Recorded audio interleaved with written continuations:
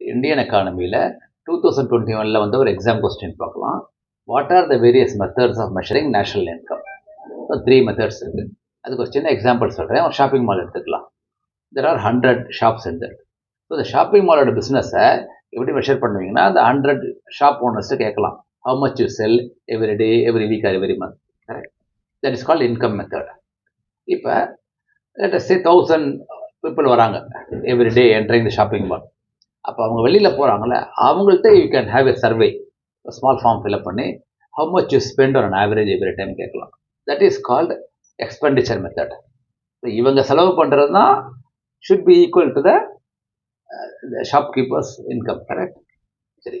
So first income method, second expenditure method, third ஒரு method இருக்குது. இது ரெண்டும் இல்லாமல் இந்த 100 ஷாப்ஸுக்கு சப்ளை பண்ணுறாங்கல்ல, லெட் அஸ் சே ஒரு 200 different vendors supplying goods.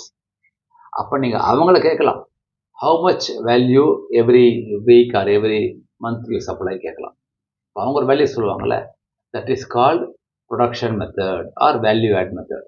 That means first is called income method, second ஷாப்பர்ஸை இன்டர்வியூ பண்ணால் எக்ஸ்பெண்டிச்சர் மெத்தட், தேர்டு வெண்டார்ஸை கேட்டிங்கன்னா that is called production method. Okay, thank you.